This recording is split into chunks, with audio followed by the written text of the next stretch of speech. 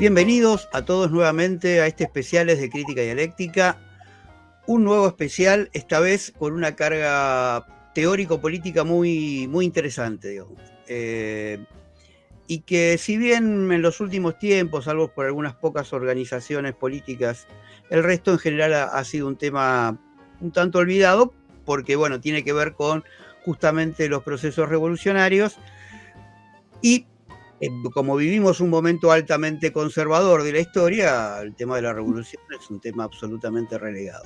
Bueno, para esto tenemos a un conocido del canal, participante permanente de las tertulias, pero también a participantes especiales, Claudio Sussman, graduado en Sociología, docente en la carrera de Sociología de la UBA, entre otras de Sociología de los Procesos Revolucionarios, por lo tanto, absolutamente indicado para esta charla. El tema de hoy va a ser jacobinismo, termidor bonapartismo. Tema caro y importante a la teoría marxista y a la teoría marxista fundamentalmente de los procesos revolucionarios. Son conceptos que algunos, básicamente jacobinismo y termidor específicos de la Revolución Francesa. Claudio nos va a explicar un poquito sobre el asunto. Y bonapartismo también deriva su nombre de ahí, pero bueno, en Marx y en Engels está el debate de un término previo que se hace mención que no es exactamente lo mismo. Gramsci también funda en este debate cesarismo o bonapartismo, pero quiero decir que tiene unos antecedentes históricos interesantes. El tema bueno, Claudio nos va a explicar específicamente, pero básicamente, bueno, jacobinismo tiene que ver con un grupo, el grupo revolucionario que lleva adelante, antes que nada, con mucha fuerza y vehemencia. Trotsky en algún momento va a decir que se diferencia del jacobinismo, le hace una crítica a Lenin respecto a que Lenin se adhería un tantito más al jacobinismo. Trotsky se diferencia porque lo considera más utópico, más idealista, más racionalista en lugar de materialista y dialéctico. Ese es un debate absolutamente interesante y es un término que ha sido utilizado en general. Es interesante recorrer este debate porque es un tema que ha sido utilizado como leitmotiv de las fuerzas de izquierda revolucionarias. Si yo no me equivoco, quizás Claudio me corrija, quien no lo ha utilizado para nada es el Partido Comunista, o si lo ha utilizado mínimamente. Y es interesante ver cómo en el 2010 se funda en Estados Unidos, en Nueva York, fundamentalmente, una revista que se llama Jacobin, pero que paradójicamente tiene bastante poco que ver con el marxismo de Trotsky y Lenin, más allá de que en sus escritos aparecen estos debates, pero políticamente los integrantes de la revista terminaron remitiendo a lo que es la Internacional Progresista, con todos los ideales progresistas, con la carga que implica el progresismo de estos años. Ha salido una Jacobin de América Latina, cuyos directivos en su historia han tenido que ver con el Frente Grande de Chacho Álvarez. Con lo cual, a mi manera de ver, es uno de estos clásicos elementos de confusión que tira mucha izquierda arcoíris, izquierda posmoderna. ¿Sí? Con esto lo que quiero decir es que el concepto de jacobinismo, como muchos otros, ha tenido muchas derivaciones. Por lo tanto, es fundamental este programa de hoy para aclarar y para dejar con bastante precisión de qué se trata y cuáles son sus aristas y sus matices. El término bonapartismo también ha sido muy utilizado y tiene que ver con un carácter diferente, tiene que ver de alguna manera con un proceso restaurador y con un fenómeno particular de restauración de ciertas prácticas conservadoras, aunque no necesariamente en el momento de la Revolución Francesa fue volver todo para atrás, pero una característica fundamental de la noción de bonapartismo, creo yo, y lo vamos a debatir con Claudio, tiene que ver con un posicionamiento de aquel restaurador como una especie de ponerse por encima de la lucha de clases y un conciliador de clases. Pero que básicamente lo que hace es, digo, más allá de esa apariencia o de ciertas prácticas, en ese sentido siempre termina poniéndose del lado, en términos de la lucha de clases, del lado de la burguesía. Así que bueno, sin más introducción de mi parte, vamos a quien sabe específicamente del asunto. Así que Claudio, bienvenido, ya te he presentado. Así que, bueno, larga por donde tengas pensado largar y vamos charlando. Bueno, gracias Guido. En principio voy a hablar de jacobinismo. Jacobinismo nos remite directamente a la Revolución Francesa. Ojo, no confundir, porque alguna vez he visto una traducción mal hecha y se refieren al movimiento de los jacobitas en Escocia como jacobinos, pero no, es otra cosa. Los jacobitas en Escocia no tenían absolutamente nada que ver con esto. Era un movimiento monárquico. La otra cosa que conviene aclarar, decimos jacobinos, esto nos lleva a la Revolución Francesa, lo que conviene aclarar es que en la Revolución Francesa no existen partidos políticos, en el sentido moderno. Es decir, que más o menos, a grosso modo, ¿qué sería un partido político en un sentido moderno? Y puede ser, por un lado, un aparato electoral, al estilo los grandes partidos norteamericanos, con una estructura clientelar, etcétera, o puede ser una organización de cuadros, con una estructura militante, o puede ser también una combinación de ambas cosas. Bueno, esa es la idea moderna del partido, ninguna de estas cosas existe en la Revolución Francesa. No hay partidos políticos. Lo que sí hay es clubes políticos, que no es lo mismo que un partido. Yo no voy a hacer una historia cronológica de la Revolución Francesa, eso llevaría un video específico, como mínimo, en realidad varios. Sí mencionó algunos hechos puntuales para poder explicar estos conceptos, porque en realidad esto es más que nada una charla de tipo conceptual. Cuando comienza la Revolución Francesa, que es medio un hecho inesperado, porque es la irrupción de las grandes masas, en esa icónica figura de la toma de la Bastilla, la irrupción de las grandes masas en un proceso político que se venía gestando, pero que nadie esperaba este sentido verdaderamente revolucionario que se le da al acontecimiento.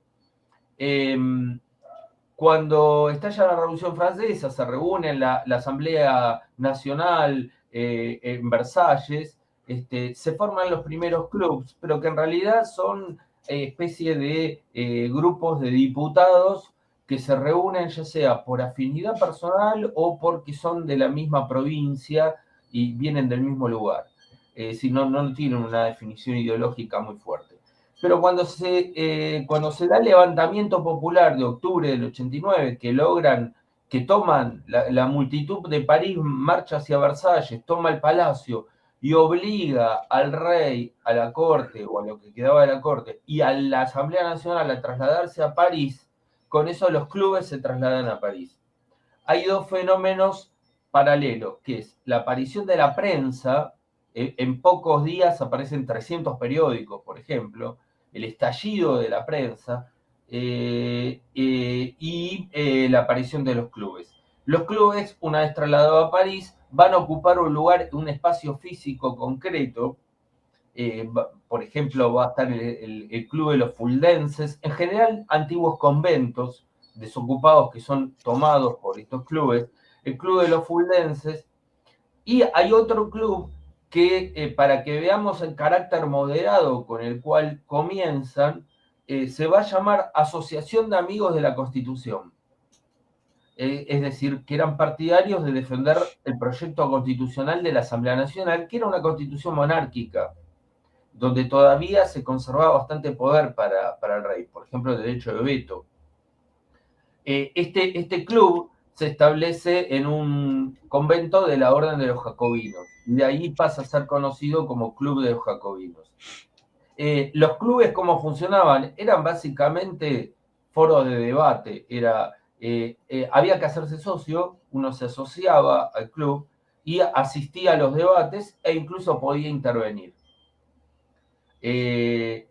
Estos clubes funcionan como centros de influencia política, como referencias políticas, pero no son, insisto, no son partidos.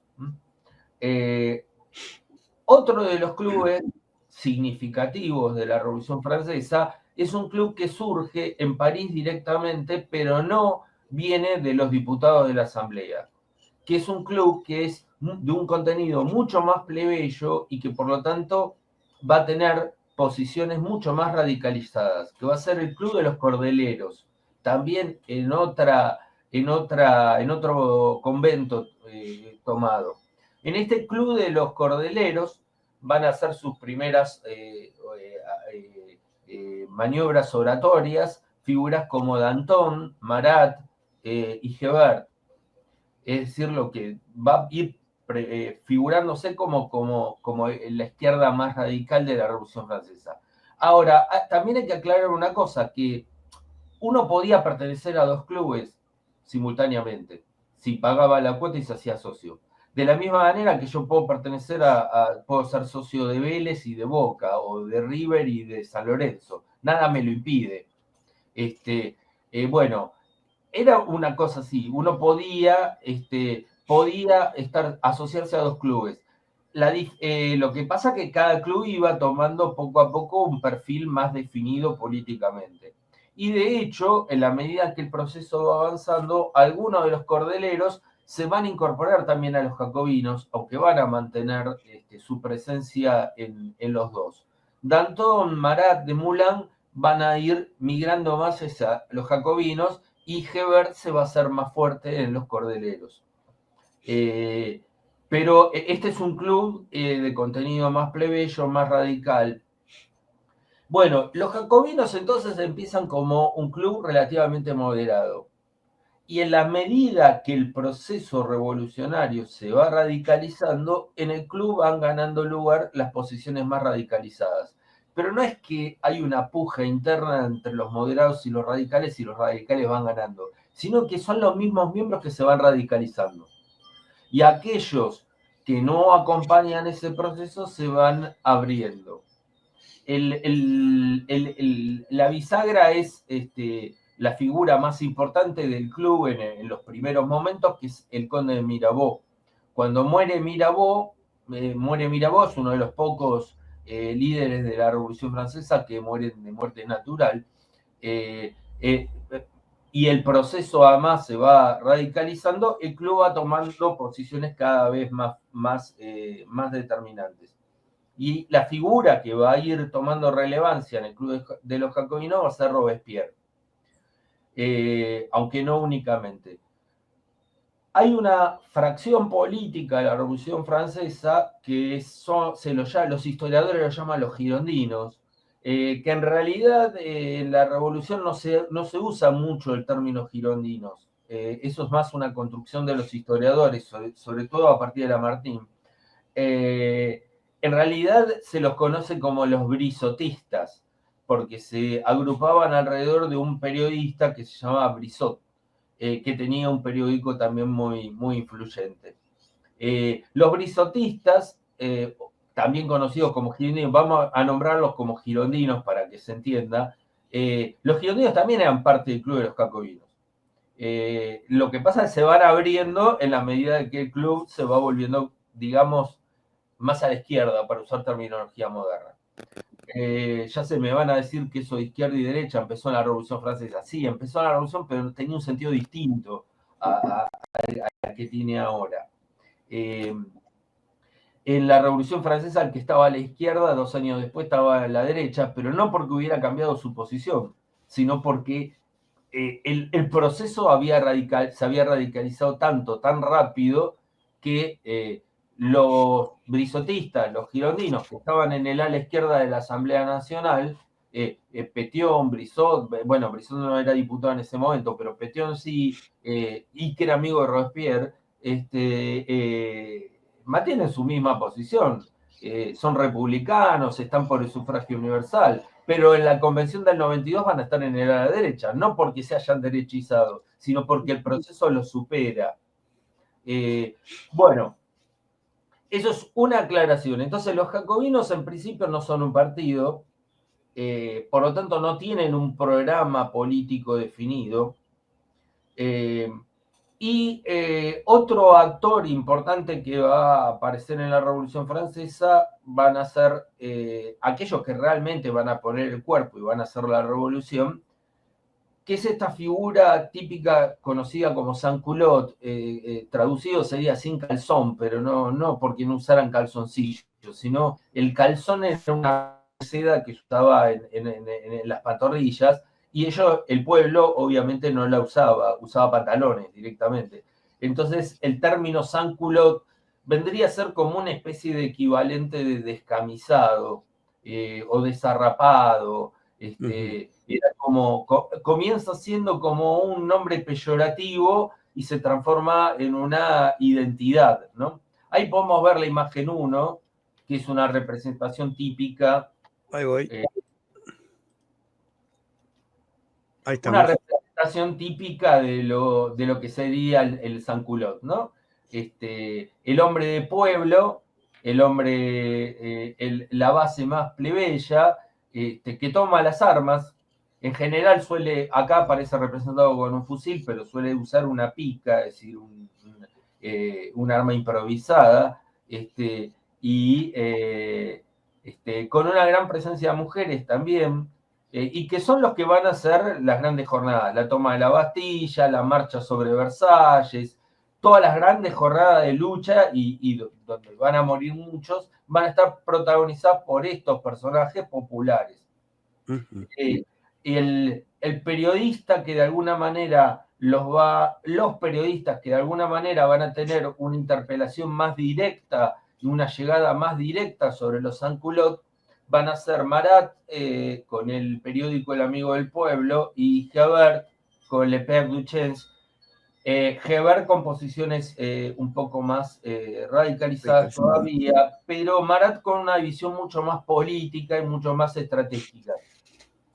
Aclaremos que gran parte de la masa urbana plebeya no sabía leer, pero se da un fenómeno muy interesante. Uno de los periódicos más influyentes de la revolución es El Amigo del Pueblo, nunca tuvo más de 3.000 ejemplares en calle. Es decir, que tenía una tirada chica. De hecho, había otros periódicos que tenían tiradas mucho más grandes. ¿Pero por qué tenía esta influencia? Porque los que se juntaban los sans-culottes y el que sabía leer, leía el periódico a los demás.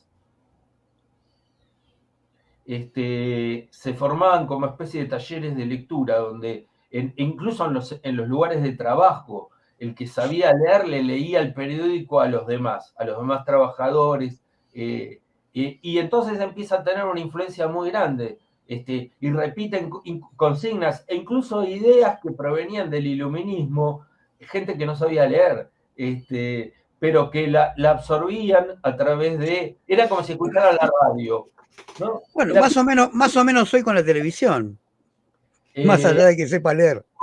Claro, lo que pasa que la televisión... Pero en un sentido conservador, digamos, claro, al revés. La televisión hoy en día estupidiza, claro. Eran esclarecedores. Sí. Particularmente el de Marat. Bueno, no, gran diferencia, absoluta, diferencia abismal, claramente.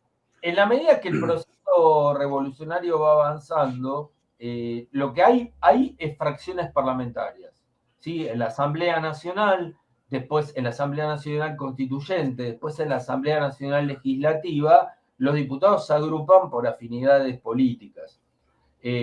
Después lo que hay periódicos que tienen una influencia y que por lo tanto se arman seguidores alrededor de aquel que dirige el periódico. Generalmente el que lo dirigía era el que lo escribía también, ¿no? De ahí surge lo de brisotistas o los seguidores de Marat. Perdón, me parece, decime vos si me equivoco, pero el diputado no llegaba por ser parte de los jacobinos o ser parte de los brisotistas, sino que una vez, o a medias, digamos, esto no estaba tan claro, al hecho de no existir partidos, no es que se presentaba el club de los jacobinos, el club de los brisotistas, y se armaba una lista, digamos, sino que a partir de ser diputado se ponían de acuerdo, veían hasta dónde estaban en común. ¿Es así? No había listas electorales. Ahora explico cómo era el sistema electoral. Los girondinos nunca tuvieron un club. O sea, eran parte del club de los jacobinos y cuando se abren se mantienen como corriente política a partir del periódico de Brisot y a partir de la fracción parlamentaria. Pero no tienen un club. Es como, bueno, dejan el club de jacobinos y actúan de otra manera. ¿Cómo es el sistema electoral? Bueno, primero había circunscripciones donde todos los residentes de esa circunscripción con derecho a voto, el derecho a voto va a ser variable, va a ir cambiando, en un principio es amplio, después se vuelve restringido, después con la convención se establece un sistema de sufragio universal, pero todos los habitantes de esa circunscripción se reunían en asamblea. Y esa asamblea popular elegía a los electores. El consejo de electores elegía a los diputados de la circunscripción. Es decir, que cada postulante hablaba, presentaba sus ideas y el consejo de electores designaba a su diputado. Así fue la asamblea para los estados generales en 1789, lo que comienza la revolución. Y supuestamente los consejos de electores se tenían que disolver una vez electos los diputados. El problema es que no se disolvieron. Es decir, se transformaron en un órgano de poder. Y acá se da una situación típica de toda revolución, que es la dualidad de poderes. Mientras que por un lado está la Asamblea Nacional, está el rey conspirando contra la Asamblea tratando de frenar al rey. Por otro lado están estas consejos de electores que se empiezan a llamar secciones electorales. Y en determinado momento las secciones se abren, es decir, dejan de ser el consejo de electores y pasan a ser directamente órganos de democracia directa, donde los habitantes de la sección participan en las tomas de decisiones de la sección. Por lo tanto, las secciones van a ser rápidamente copadas por el elemento más popular, el elemento más plebeyo y el elemento más radical. Así es como en agosto de 1792 las secciones deponen a la comuna, a la municipalidad, digamos, formal, y se constituyen, eligen a una comuna insurgente. Y la comuna insurgente es la que va a dirigir, como si fuera el soviet de Petrogrado, para que tengan una idea, va a dirigir el levantamiento de agosto de 1792, la toma de Palacio de las Tuilerías, que va a definitivamente derrocar a la monarquía. Se da un breve interregno, una vez depuesto el rey, donde hay un gobierno provisional. En el gobierno provisional van a tener hegemonía los girondinos, pero va a haber elementos jacobinos también en ese gobierno provisional. Y por otro lado va a estar la comuna insurgente, es decir, se da una típica situación de dualidad de poderes, similar a la que se dio entre el gobierno provisional ruso y el soviet, ¿no? Entre febrero y octubre. Es solo que esto es un poco más extendido en el tiempo. Tras la caída de la monarquía y gobierno provisional, se llama a elecciones a una convención nacional, en cuya primera sesión un diputado jacobino, Collot d'Herbois, propone abolir la monarquía definitivamente y establecer la república. Igual es un punto de inflexión. Pensemos, la revolución empezó en el 89 y estamos en el 92. Bueno, podemos ver el gráfico 2. La Convención Nacional tiene 749 diputados. En rojo aparece el a la izquierda, que se la llamó La Montaña, porque en principio estaban en los escaños más altos. Entonces se llamaba La Montaña. En el centro, en gris, como pueden ver la gran mayoría, lo que llamaban la llanura o el pantano.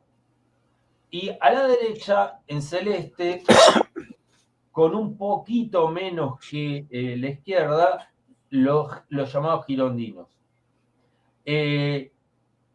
Los que definen hacia dónde va la cosa para un lado o para otro van a ser los de la llanura o el pantano. En un primer momento, la Convención Nacional va a estar hegemonizada por los girondinos. Pero son minoría, sí, son minoría, pero con apoyo de muchos diputados que no estaban agrupados con la Gironda.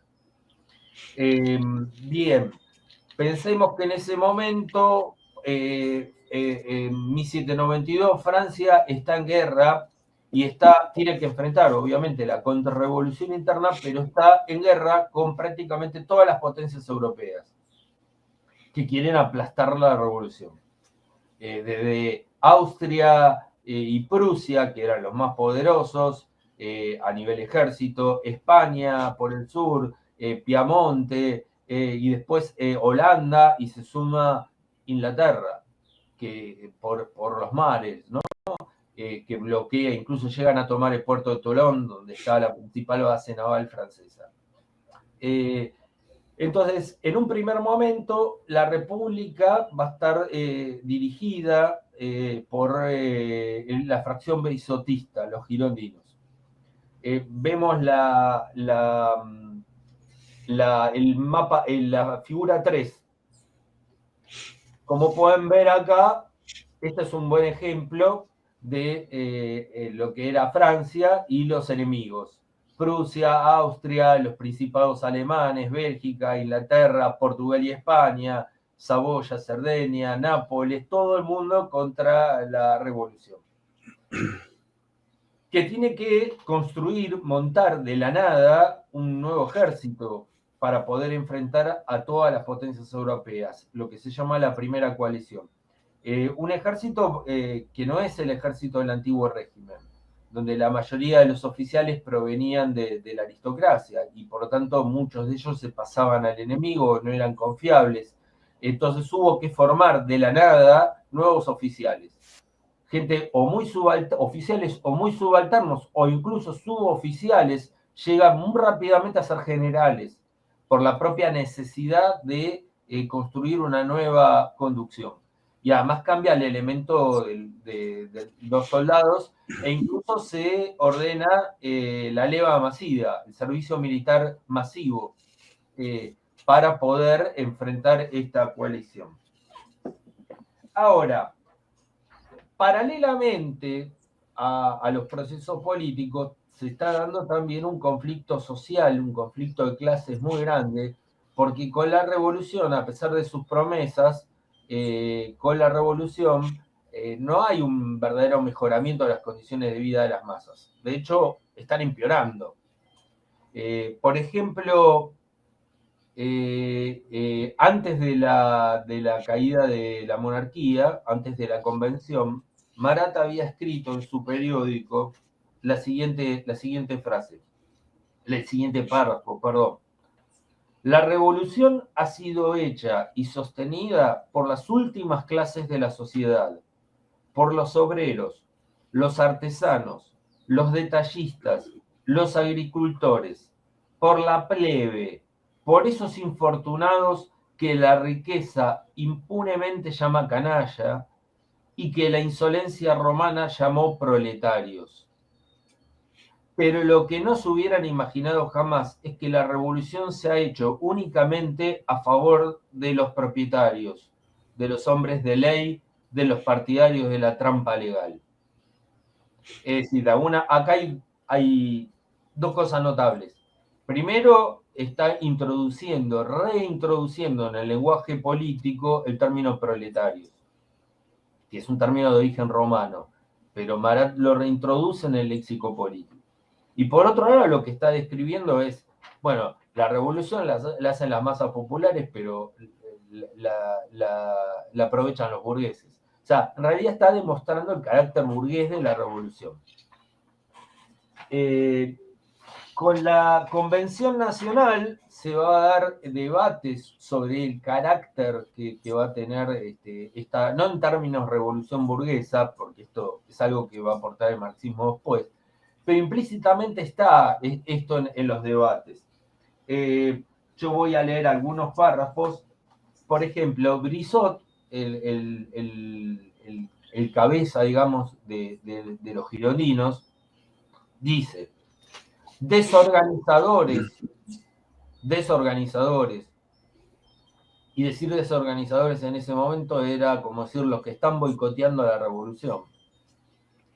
Desorganizadores son aquellos que desean nivelar todo: las propiedades, las facilidades, los precios de las mercancías.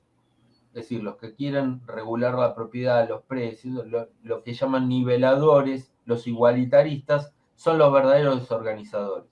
Y Berguiñó, el gran orador de la fracción girondina, dice: la igualdad para el hombre no es más que la igualdad de derechos. Ahí termina el concepto de igualdad. La igualdad es la igualdad ante la ley. No vayan más allá de eso. Robespierre, por el contrario, que empieza a aparecer como el gran referente de los jacobinos, hago aclaración, en la fracción de izquierda de la Convención, la montaña, la mayoría son jacobinos, pero no necesariamente todos son del club de los jacobinos. Ahí se agrupan parlamentariamente como el ala izquierda o la montaña. Robespierre, que es diputado en la Convención y además es la figura más relevante del club de los jacobinos, dice: el primer derecho es el de existir. La primera ley social es, por lo tanto, la que garantiza a todos los miembros de la sociedad los medios para existir. Es decir, le está dando un contenido social mucho mayor. Los jacobinos le empiezan a dar un contenido social mucho mayor a la revolución. Están diciendo: sí, nada, la igualdad ante la ley, pero si la gente se muere de hambre hay que hacer algo. Está bien. Ahora, igual nunca, si no me equivoco, vos me corregirás, los jacobinos llegan a tener un papel claramente antiburgués. Lo que podríamos decir hoy en día este interés mucho más social se podía materializar a través de prácticas de redistribución diversas. ¿Sí? Sí, algunas leyes de protección que y Claro. sobre todo en la gran demanda de los Sanculot, que los jacobinos la terminan siendo suya, es la ley del máximum, es decir, la ley de precios máximos al pan. Primero al pan y después a lo que llaman las subsistencias. Nosotros llamaríamos la canasta básica. Y un cierto intervencionismo en la economía, pero no porque los jacobinos fueran ideológicamente intervencionistas o porque fueran keynesianos, nada por el estilo, sino porque un intervencionismo en la economía porque la situación durante la guerra es realmente catastrófica. Y tienen que levantar, poner en pie, y logran poner en pie un ejército de 500.000 de soldados.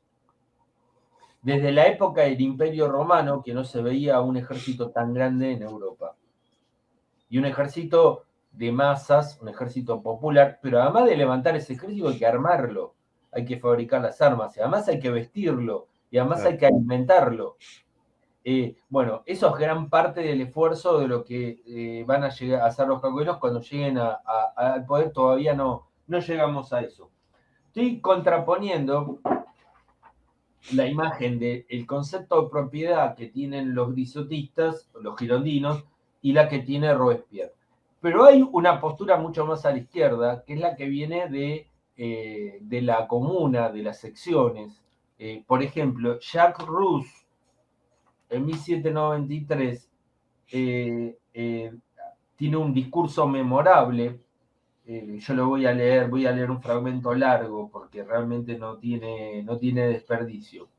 Jacques Rousse era un ex sacerdote que se transforma en una especie de caudillo de los Sanculot en una sección particular, la de los Gravilliers, pero que tiene una influencia muy grande en el movimiento Sanculot en París. Dice Jacques Rousse: la libertad no es más que un fantasma cuando una clase puede sitiar por hambre a otra, cuando el rico con su monopolio tiene derecho de vida o muerte sobre el pobre.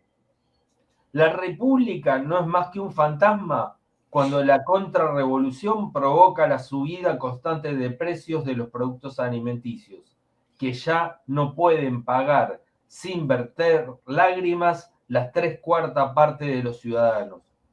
No se ganará la adhesión de los Sanculot a la revolución ni a la constitución mientras no se ponga coto a la actividad de los acaparadores. La guerra que en el interior hacen los ricos contra los pobres es más temible que la que el extranjero riñe contra Francia.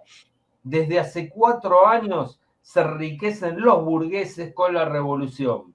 Peor que la nobleza territorial es la nueva nobleza mercantil, que nos aplasta, pues de continuo suben los precios, sin que pueda verse el final. ¿Acaso es la propiedad de los acaparadores más sagrada que la vida de los hombres? Clarísimo. Notemos de paso que en realidad la cuestión es el precio, ¿no? El precio del pan y el precio de los alimentos. No son luchas salariales. Bueno, esto muchos historiadores lo han marcado como característica propia de las masas urbanas preindustriales. Los movimientos son por la subida de precios, Claro. no por luchas salariales. En la masa de San Culot hay obreros, pero no es el componente principal. Son más bien artesanos, jornaleros, pequeños comerciantes, al detalle. Esa es la masa urbana donde ya aparecen sectores obreros, pero muy limitadamente. Algún historiador, Daniel Guérin, por ejemplo, que escribió un libro muy bueno, muy interesante sobre la lucha de clases en la Revolución Francesa, directamente, creo yo que exagerando, asimila a la masa de San Culot con el proletariado, en el sentido más moderno. Aunque puede haber una continuidad histórica posteriormente, el proletariado ya en el siglo XIX va a tener tradiciones y continuar con la historia de los San Culot de la Revolución. Bueno, la cosa es que la situación es catastrófica, no solamente por el hambre, las malas condiciones, sino que también porque en la guerra Francia empieza a perder.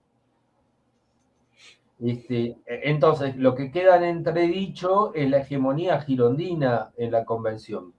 Se va a producir un nuevo levantamiento popular propugnado fundamentalmente por Marat y llevado adelante por la comuna que había derrocado a la monarquía, es decir, la comuna que responde a las secciones, sitian a la convención y obligan a que la convención expulse a los diputados girondinos.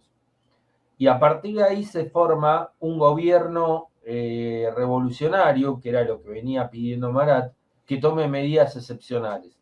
Ese gobierno revolucionario va a ser colegiado, van a ser básicamente 2 comités. El Comité de Salvación Pública, que va a ser como una especie de comité ejecutivo, y el Comité de Seguridad General, que va a ser como una especie de superministerio de justicia y de policía y de seguridad interna.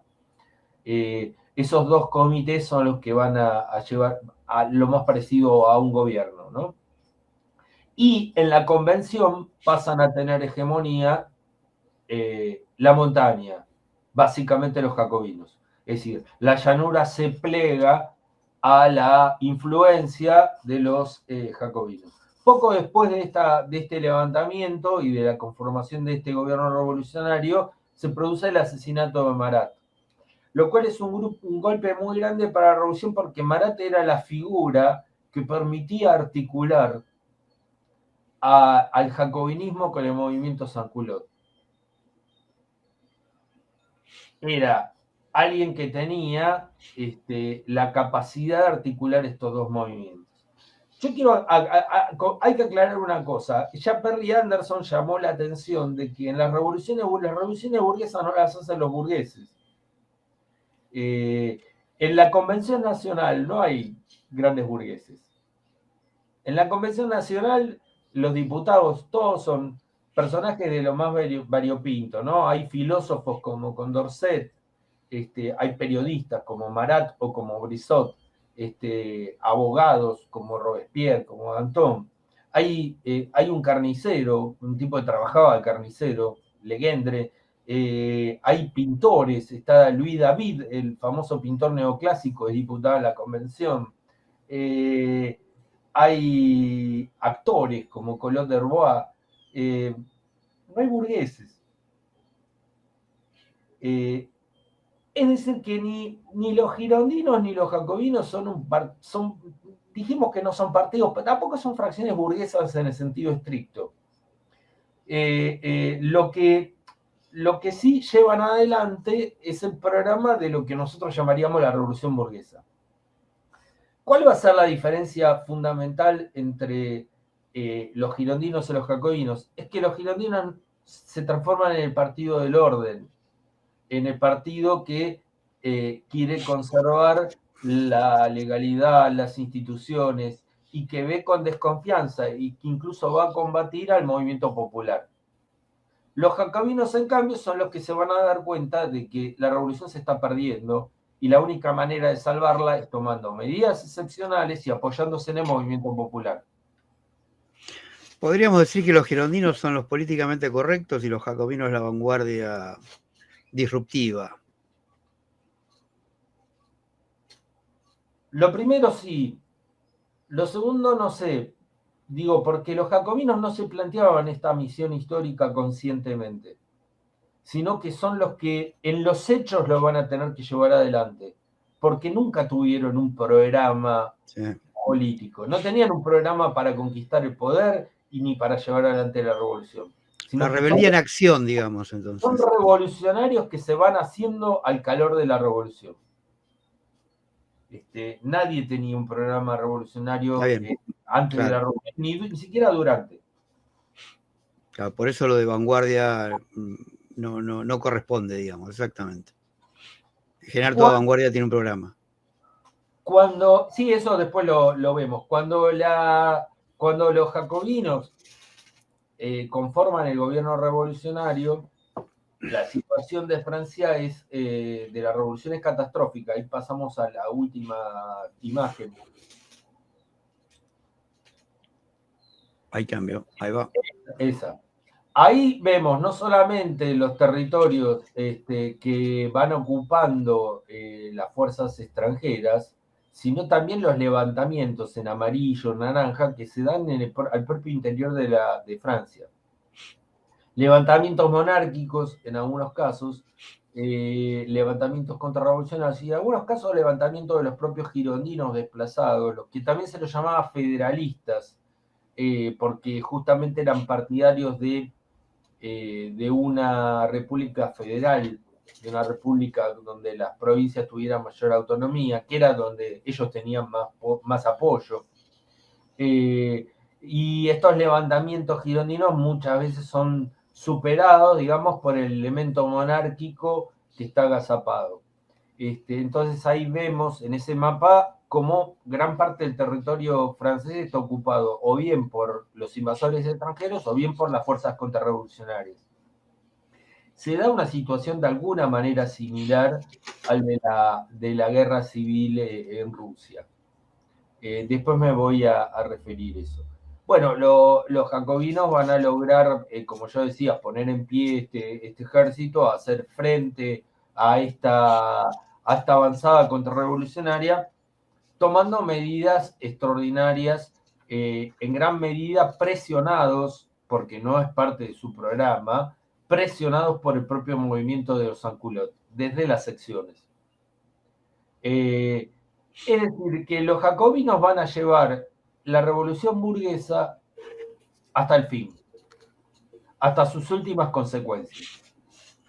Esa es la diferencia con los girondinos, que los girondinos no son los partidarios de la república y de la revolución burguesa hasta ahí.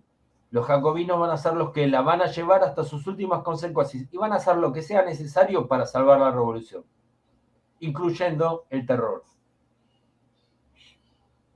Pero gran parte de estas medidas jacobinas son llevadas a cabo a partir de la presión del movimiento popular.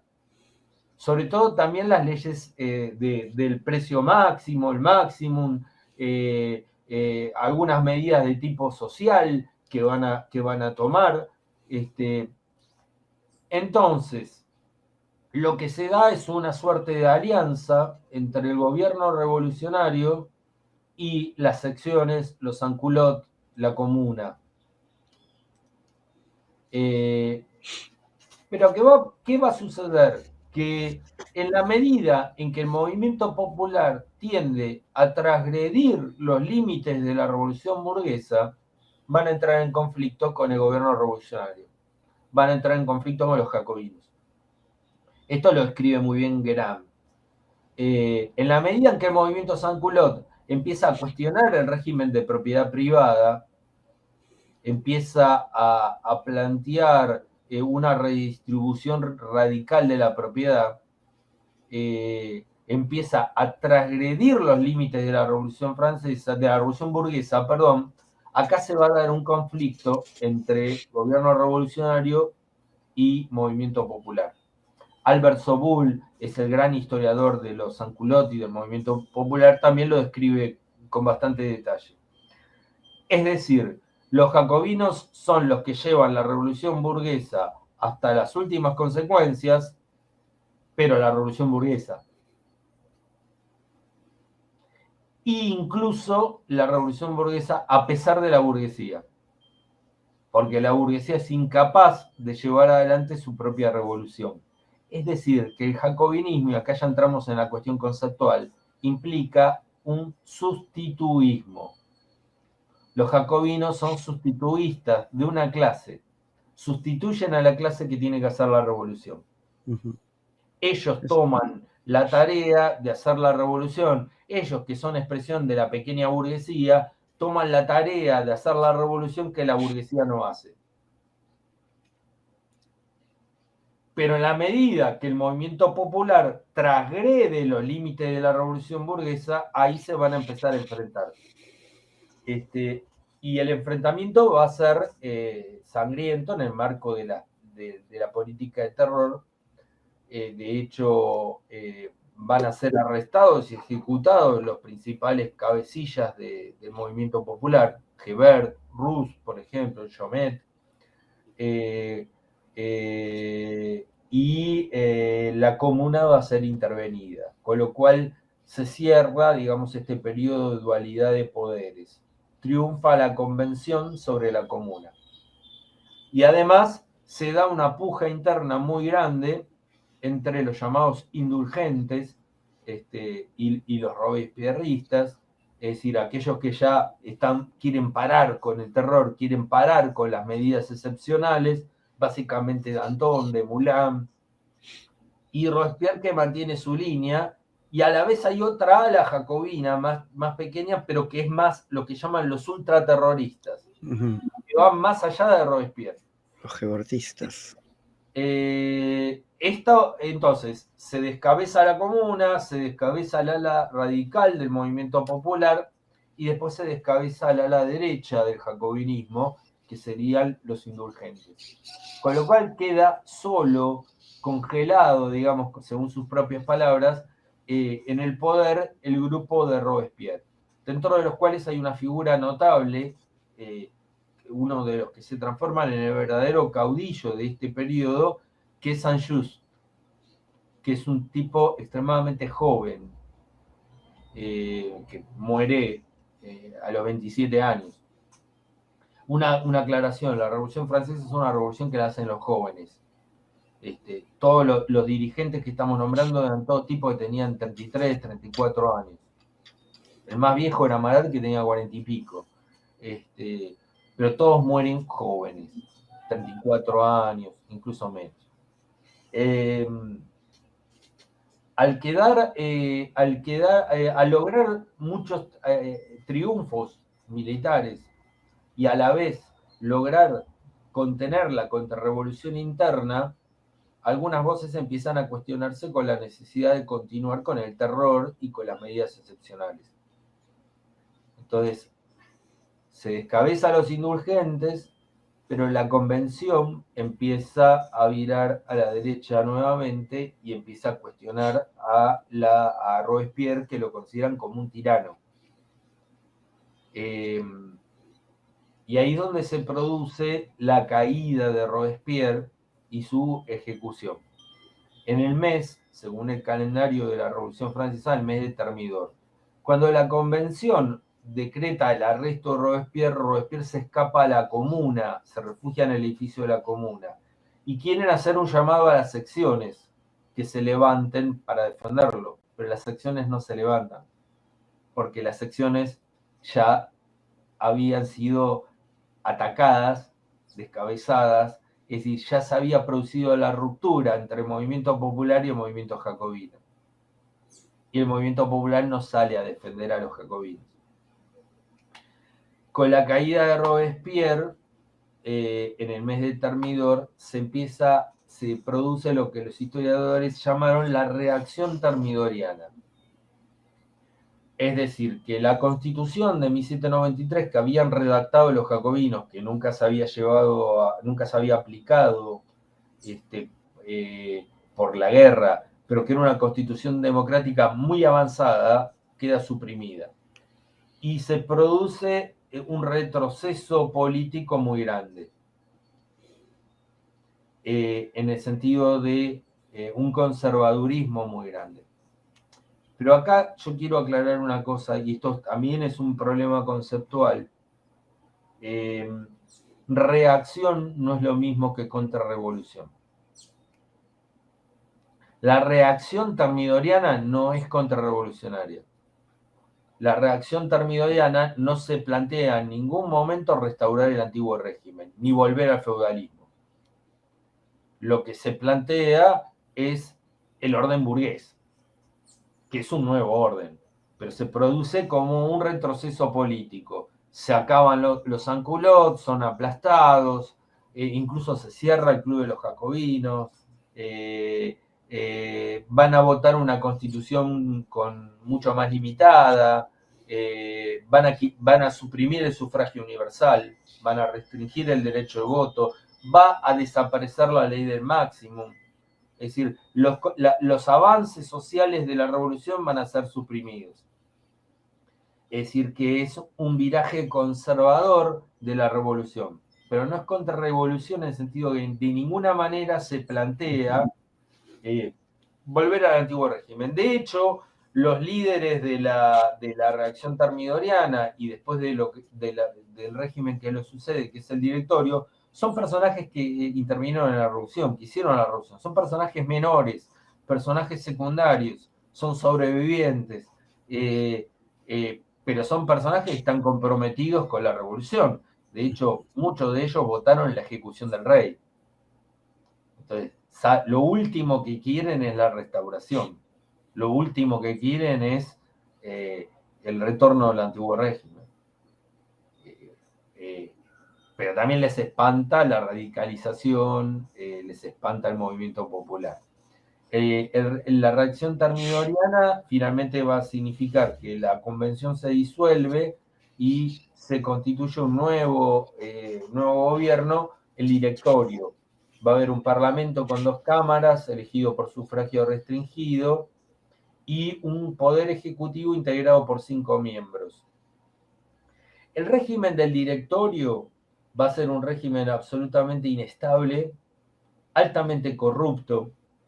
Va a ser el régimen de los que hicieron negocios como proveedores del ejército, van a ser el régimen de los que acapararon, va a ser el régimen de los nuevos ricos, el régimen de los que se enriquecieron con la revolución, que le deben todo a la revolución, pero que se enriquecieron con la revolución, sacaron provecho de la revolución. Mientras que aquellos que pusieron el cuerpo, fueron a la lucha, están derrotados. Pero va a ser un régimen muy inestable, va a haber permanentemente giros, virajes, un poco más a la izquierda, un poco más a la derecha. Cuando los monárquicos levantan cabeza y empieza a haber nuevos levantamientos realistas, el directorio le suelta un poco, afloja un poco la presión sobre los neojacobinos. cuando los realistas son aplastados, entonces empiezan a perseguir a los jacobinos. Cuando los realistas se vuelven a levantar, vuelven a soltar a los jacobinos. Es un equilibrio absolutamente desequilibrado, inestable. Es un régimen muy inestable y que empieza a tener también derrotas en la guerra. Y entonces esto va a desembocar en el Brumario, el 18 de Brumario, según el calendario revolucionario, en 1799, en un golpe de Estado.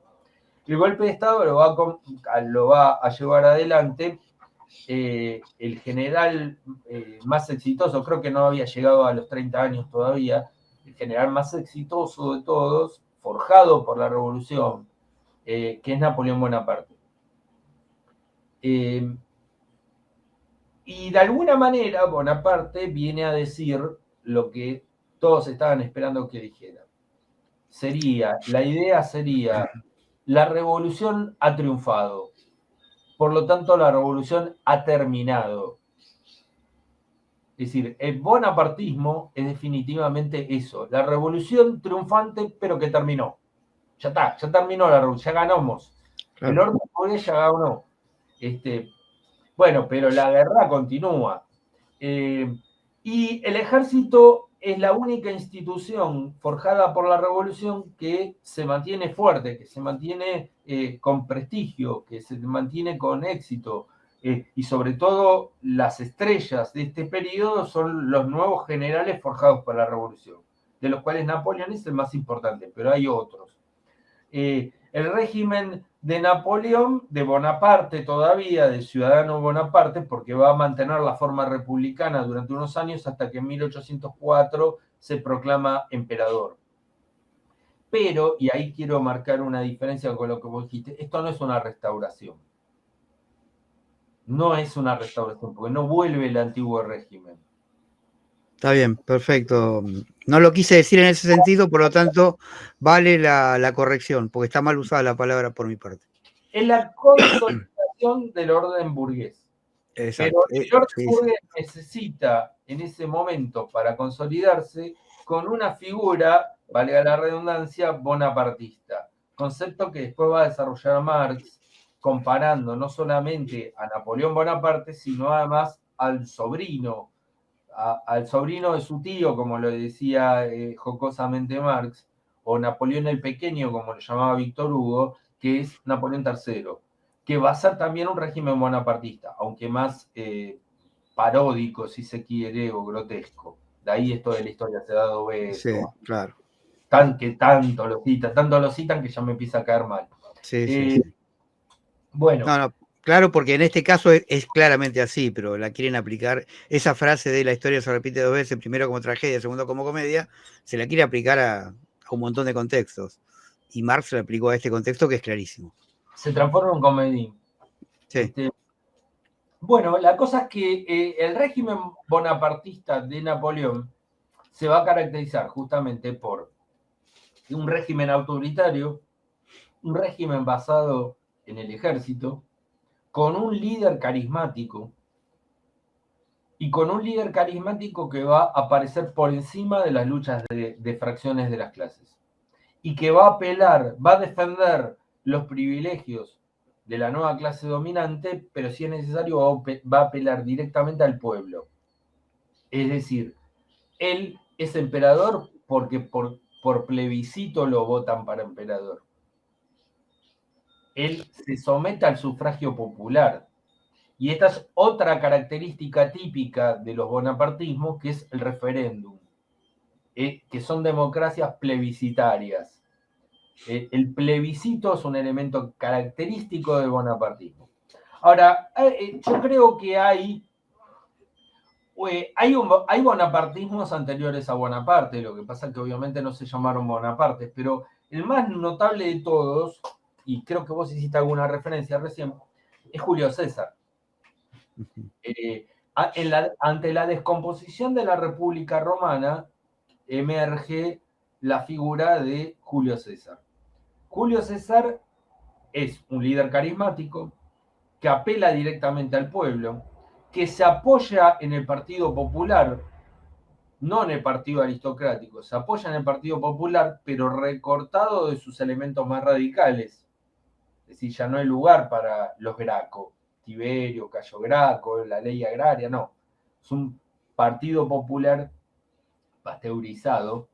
Se apoya en el ejército, él mismo es un general triunfante. No solo conquistó a las Galias, sino que en la guerra civil derrotó al general más importante, que era Pompeyo, que además era pariente de él, porque yo no me acuerdo si Pompeyo se había casado con la hija de César o César se casó con la hija de Pompeyo. Una de las dos combinaciones es la real, es decir, eran parientes políticos, pero enfrentados en una guerra civil.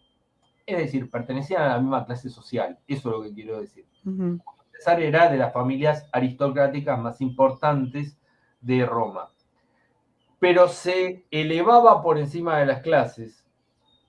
Se enfrentaba al Senado cuando tenía que enfrentarse, se apoyaba al sector, elementos populares, se apoyaba en el ejército y establecía una suerte de dictadura personal. La dictadura figuraba en las leyes romanas como medida transitoria ante situaciones de emergencias. Hubo muchos dictadores en la República Romana, pero que duraban por un periodo breve y luego entregaban la dictadura. Era para tomar medidas excepcionales. De alguna manera los jacobinos, o Marat, cuando pensó en un gobierno revolucionario, se estaba inspirando en esa figura de la dictadura en términos romanos. Bueno, el propio Marx, con Dictadura del Proletariado, lo toma de aquí, que hoy en día suena tan feo el término dictadura, digamos, ¿no? En realidad Marx no crea el concepto de dictadura del proletariado. El primero que lo emplea es Blanqui. Perdón, es cierto. Y si te fijas atentamente en el manifiesto comunista no aparece nunca. No aparece, sí. Pero con esta idea, digamos, con esta idea de dictadura, que hoy en día el término dictadura no suena tan reactivo, digamos, ¿no? En realidad lo toma de un personaje que yo no mencioné, que participa en la Revolución Francesa, pero de manera tardía, que es Babeuf, que empieza a ver de una dictadura del pueblo o una dictadura de los pobres. Eso Blanqui lo transforma en dictadura del proletariado y Marx lo toma de Blanqui.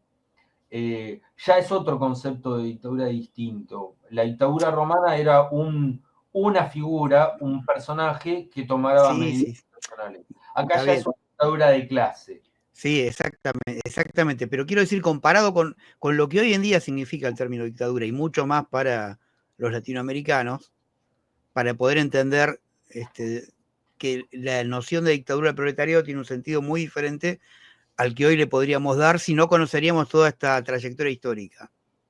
A eso me refiero. Volvamos a la idea, nunca renunciemos a la idea de que todo régimen es una dictadura de clase. Exacto. Independientemente de las formas que tenga, que puede ser más democráticas o menos, pero es una dictadura de clase. Bueno, volviendo, Julio César incluso es asesinado por los senadores. Es asesinado en el Senado. Incluso por uno de sus personajes más allegados, que era este famoso Bruto, ¿no? Brutus, hijo mío, ¿qué me estás haciendo? Me estás matando. El continuador de Julio César, la figura que emerge como el líder bonapartista, valga el término, o el líder cesarista por excelencia, el verdadero heredero de Julio César es Marco Antonio. Pero Marco Antonio es derrotado por otro personaje que se apoya en la clase aristocrática directamente. Y el triunfo de la aristocracia es el triunfo de Octaviano, que es el sobrino de Julio César, que va a pasar a la historia como Augusto y que va a ser el primer emperador romano.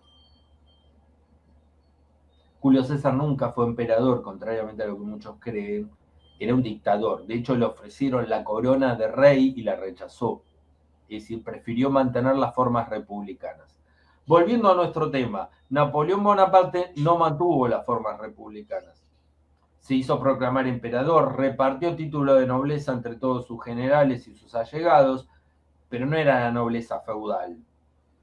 Era una nobleza que implicaba un montón de privilegios económicos, pero no era nobleza feudal. Y de hecho, en la medida que los ejércitos de Napoleón avanzaban abolían la servidumbre feudal. Acá hay una cosa paradójica, porque Bonaparte quiso restaurar la esclavitud en el Caribe, lo cual dio lugar a la Revolución Haitiana, pero en Europa abolía la servidumbre feudal y además introdujo el Código Civil. Es decir, que la extensión de los ejércitos de Napoleón, la extensión del imperio napoleónico, es la extensión de la Revolución Burguesa. Y de alguna manera es un eco de la Revolución Francesa. Napoleón es la negación y a la vez la realización de la Revolución Francesa por otros medios. Digo, una especie de hegelianismo manual. Bien. Entonces ahí tenemos tres conceptos que aparecen con la Revolución Francesa. Jacobinismo, como una suerte de sustituismo para llevar adelante una revolución a pesar de la clase, que es la clase que supuestamente tendría que hacer la revolución. El termidor o reacción termidoriana como viraje conservador de la revolución. Y finalmente, bonapartismo. El líder carismático apoyado en el ejército que se pone por encima de las fracciones y que garantiza, en este caso, el triunfo de la revolución, pero a la vez garantiza que la revolución se terminó.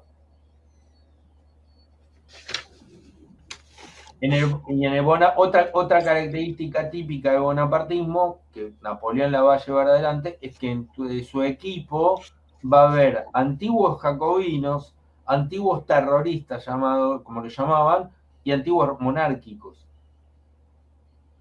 Y que se van a pelear entre sí. Por ejemplo, el ministro de policía de Napoleón va a ser Fouché, que había sido un jacobino ultraterrorista y regicida, es decir, que habían votado la muerte del rey.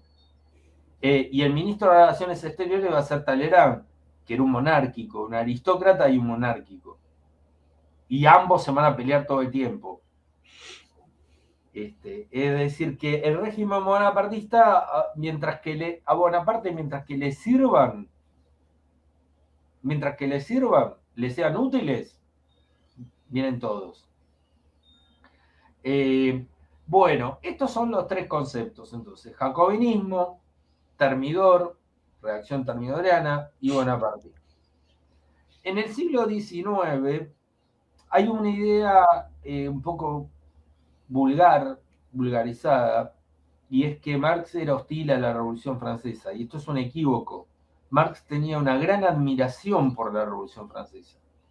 Era el acontecimiento más importante, porque además en la Revolución Francesa, entre otras cosas, aparecen los sectores que preanuncian el surgimiento del socialismo o del comunismo. Lo que critica Marx en 1848 muy fuertemente es a los jacobinos, pero a los jacobinos de su época, no a los jacobinos del 93, a los jacobinos del 48. Ledru-Rollin, toda esa gente que él menciona en sus libros sobre la lucha de clases en Francia o el 18 de Brumario de Napoleón III, en esos libros discute mucho y polemiza mucho contra los jacobinos de 1848, que son jacobinos de papel, digamos, son moderados. ¿Por qué? Porque ya aparece en escena un proletariado industrial mucho más combativo, mucho más definido, incluso mucho más expresado políticamente. Entonces, los jacobinos del 48 son una farsa, si se quiere, para volver con esa analogía, de los jacobinos del 48. Y de ahí viene la propia frase de Marx que dice que la revolución tiene que extraer su poesía del futuro y no del pasado. Es decir, que los neojacobinos del 48 están pensando en términos del pasado y no en términos del futuro. No están elaborando una concepción política nueva, como sí estaba haciendo el proletariado. De ahí se desprende que muchos crean que Marx era despectivo, peyorativo con la Revolución Francesa o con los jacobinos. No, no es así. Al todo lo contrario. Lo que criticaba fuertemente era a los neojacobinos del 48. Después va a venir la Comuna de París de 1871, y en la Comuna de París la influencia de la Revolución Francesa va a ser muy grande. En la terminología, en el lenguaje, en los gestos, en los nombres, va a ser como, de alguna manera, la Comuna de París del 71 quiere retomar la tradición de la Comuna Insurgente de 1792-93. Ese es su modelo. Y a la vez Marx ve ahí el modelo de lo que él cree que puede ser el modelo de dictadura del proletariado. De hecho, él dice, en la Comuna de París encontramos la fórmula por fin concreta, realizada, de lo que podría ser la dictadura del proletariado. Porque hasta ese momento no tenían una idea qué podía ser la dictadura, qué forma podía tomar la dictadura del proletariado. Es la Comuna de París la que le da la idea a Marx, dice, eso es la dictadura del proletariado. Que es una experiencia efímera, es una experiencia derrotada, y que a su vez va a ser una gran influencia en la Revolución Rusa, ¿no? En la Revolución Rusa vas a tener las dos grandes influencias, que son la Revolución Francesa y la Revolución de la Comuna de 1871. En un primer periodo, la gran influencia es la Comuna, porque ven en los soviets una especie de, en los consejos obreros y campesinos y consejos de soldados, un revival, un resurgimiento de lo que fue la Comuna. En realidad la Comuna era una cosa distinta, pero cuando Lenin escribe El Estado de la Revolución se está inspirando mucho en la Comuna de París. Fíjate que en ese libro menciona más a la Comuna de París que a los soviets. Bueno, y después durante la Guerra Civil y durante la Revolución Bolchevique, el modelo de la Revolución Francesa va a estar presente todo el tiempo, y las analogías van a estar presentes todo el tiempo. De hecho, los bolcheviques van a inventar una figura que en realidad no la inventan, la toman de la Revolución Francesa, y es el comisario político. El comisario político que va con las tropas del Ejército Rojo no va para alentarlos solamente o para formarlos políticamente, va para vigilar a los oficiales. Bueno, esa misma figura la habían usado en la Revolución los representantes en misión, que eran diputados jacobinos de la Convención que iban con las tropas, pero básicamente para vigilar que los oficiales no traicionaran. Claro. Bueno, esa institución la replica la Revolución Bolchevique. Eso nos lleva a la otra gran cuestión, con tantas idas y vueltas, si los bolcheviques eran jacobinos o no eran jacobinos. ¿Se puede establecer una analogía entre los bolcheviques y los jacobinos? En algunas cosas sí, pero en esencia no. Pero en algunas cosas sí, y vamos a mencionar en qué. Quizás en las formas y las prácticas, pero no en el proyecto político.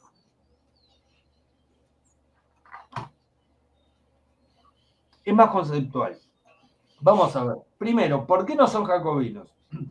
Dicho sea de paso, cuando a Lenin lo acusaban de jacobino o de jacobino blanquista, Lenin contestaba con mucho orgullo, porque asumía la tradición revolucionaria.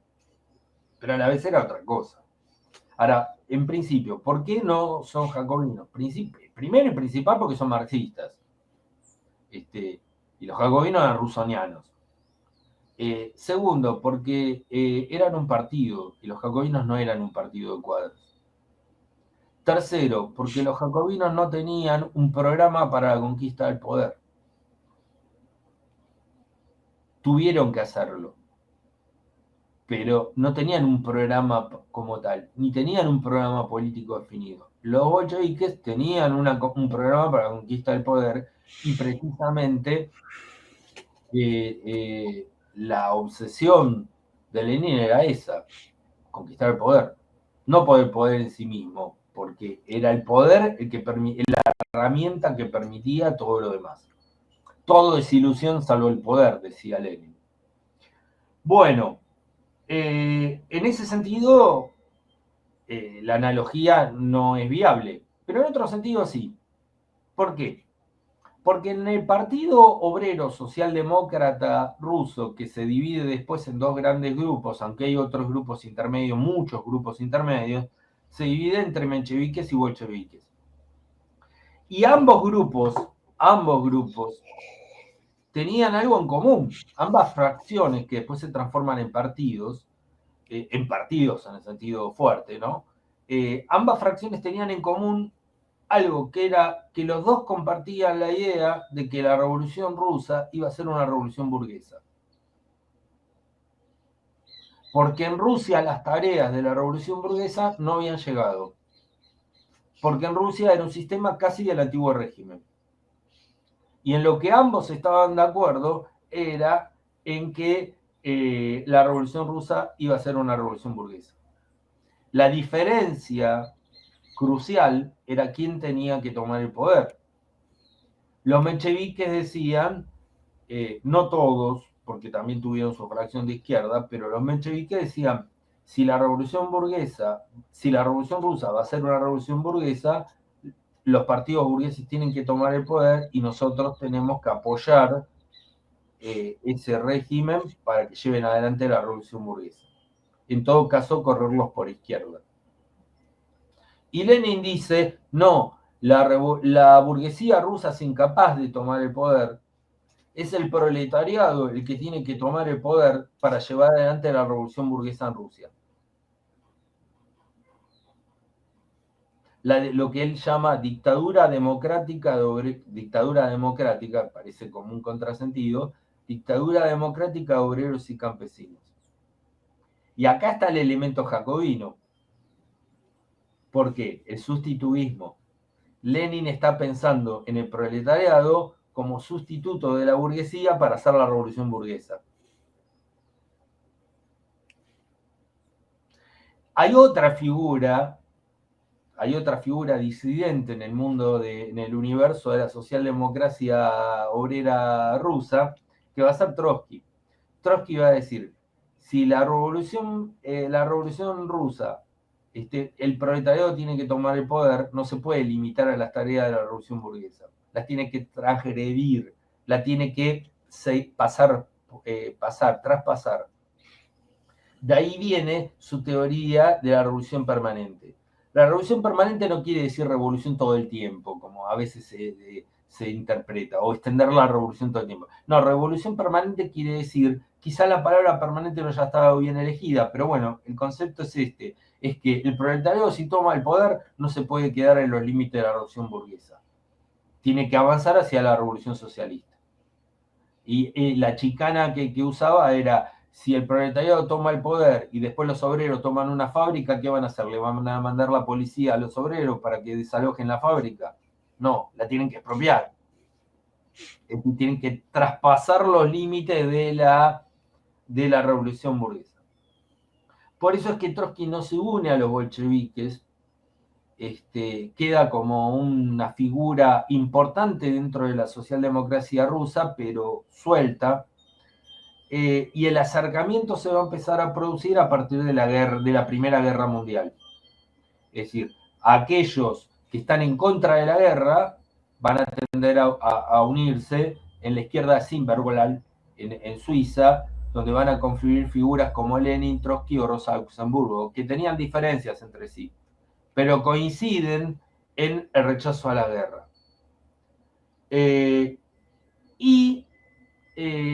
A la luz de la experiencia de la Revolución de 1905 fracasada y a la luz de la experiencia de la Revolución de Febrero, Lenin va a revertir su posición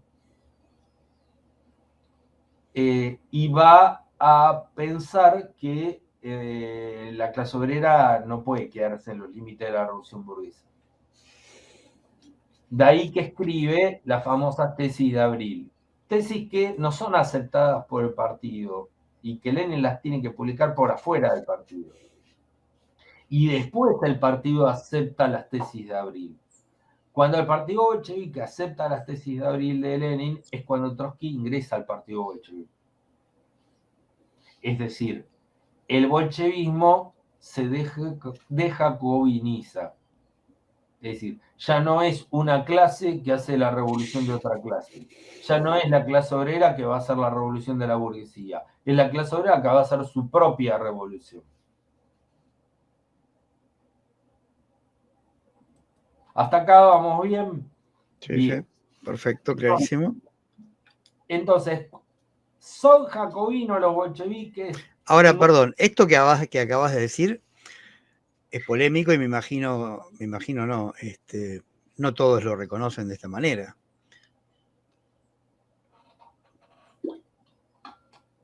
No, fundamentalmente después el estalinismo va a imponer la teoría de la revolución por etapas, que en realidad...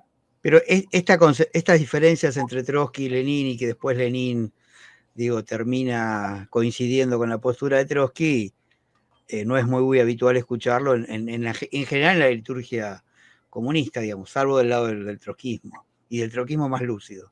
Bueno, porque Trotsky pasa a ser posteriormente una figura maldita, pero... Claro. Pero digo, es interesante marcarlo, digo, porque vos lo explicaste muy claramente, pero en realidad lo que trasciende no es exactamente esta versión, incluso desde el campo trotskista, tampoco nunca lo plantean tan claramente. En el libro de Trotsky, Resultados y Perspectivas, que es un libro que escribe posteriormente a la Revolución de 1905, donde él tiene un papel relevante, porque él es presidente del Soviet de Petrogrado, tenía 23 años nada más, justamente compara la posición de mencheviques y bolcheviques y dice, en realidad están de acuerdo.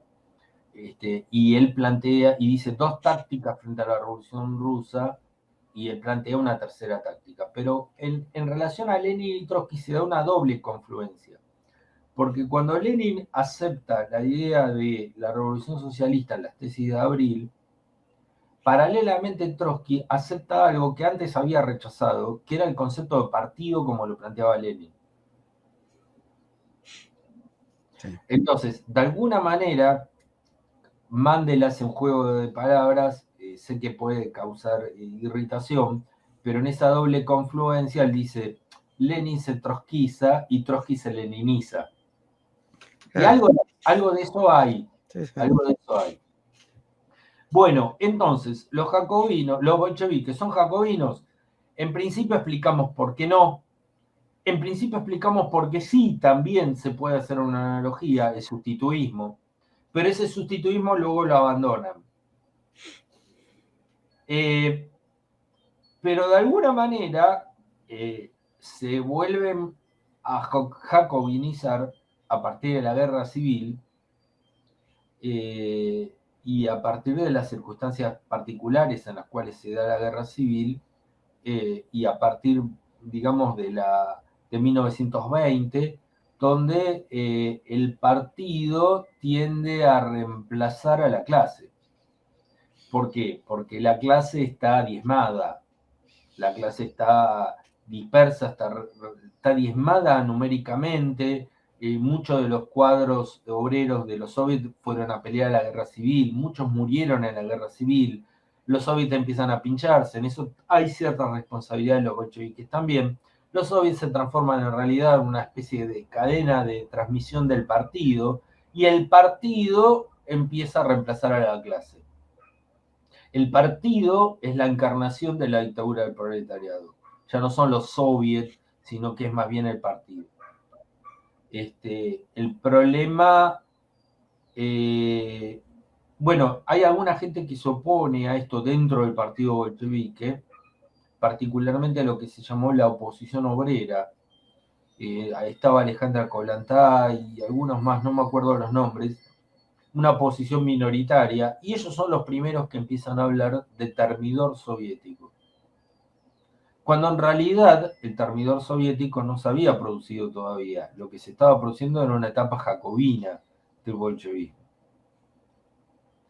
Ahora es el partido el que sustituye a la clase. Ahora, también sabemos que a todo jacobinismo le sucede su termidor. Y el termidor soviético, bueno, hay toda una discusión cuando comienza, a quién le caben las responsabilidades, pero va a ser Trotsky, que en un primer momento criticó este concepto de termidor soviético que usaba la oposición obrera, pero posteriormente lo va a usar él para describir todo el proceso del estalinismo. El estalinismo va a ser visto como un proceso de termidor soviético, es decir, un proceso de retroceso, de conservadurismo, donde se vuelve a retomar la idea de la revolución por etapas. Stalin retoma la idea de revolución por etapas, que es una idea menchevique. Claramente, es una idea menchevique. Y la línea que le imponen a todos los partidos comunistas en el mundo es la de apoyar la revolución burguesa, apoyar, subordinarse a los nacionalismos burgueses. Salvo los casos en que lo rompen, se escapan de eso. Por ejemplo, en China, el Partido Comunista se subordinó al Kuomintang. Fueron masacrados.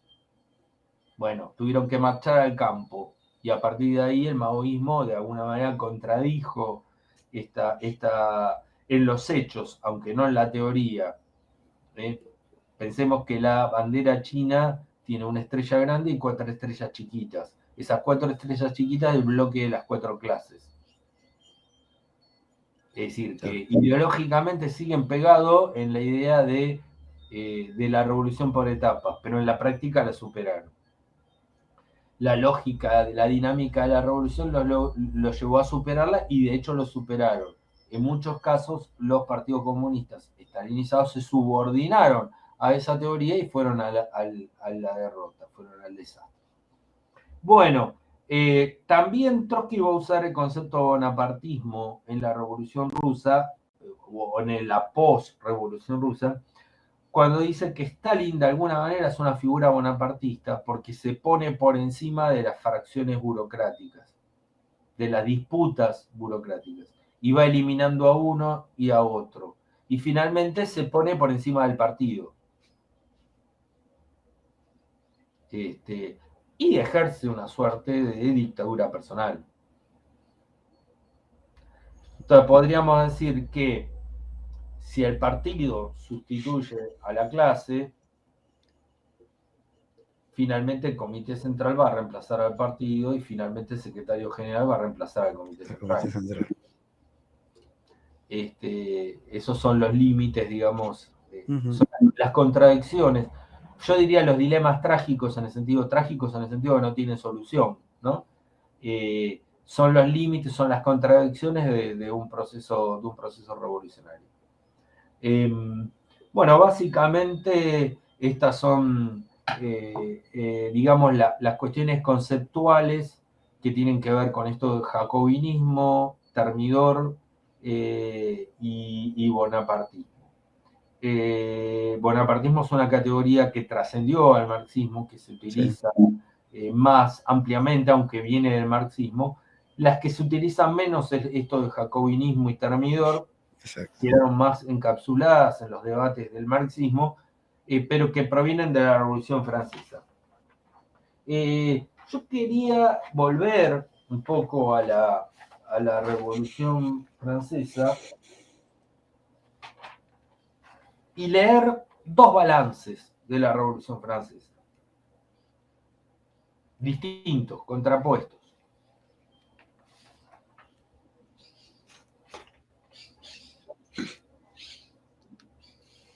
Una señora escribió esto. Para mí, como conservadora británica, con Edmund Burke, el padre del conservadurismo y primer gran crítico perceptivo de la revolución, como mentor ideológico, los acontecimientos de 1789 representan una ilusión perenne en la política. La Revolución Francesa fue un intento utópico de superar un orden tradicional, muy imperfecto ciertamente, en nombre de ideas abstractas formuladas por intelectuales vanos que provocaron, no por azar, sino por debilidad y maldad, purgas, asesinatos en masa y sangrientas guerras. En muchos sentidos, anticipó la revolución bolchevique de 1917, aún más terrible. La tradición inglesa de libertad, en cambio, creció y se desarrolló a lo largo de siglos. Sus rasgos más característicos son la continuidad, el respeto a la ley y el sentido del equilibrio, como demostró la Revolución Gloriosa de 1688. Esto lo escribió Margaret Thatcher. Ah, ahora sí.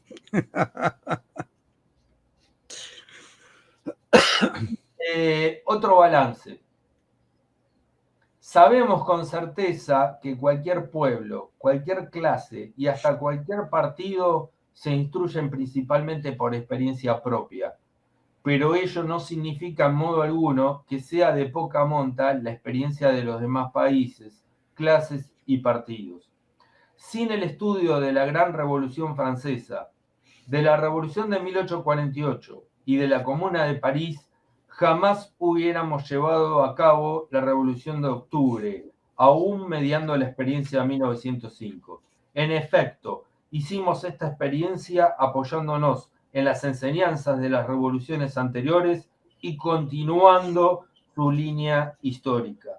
Esto lo escribió León Trotsky en un libro que se llama Lecciones de Octubre.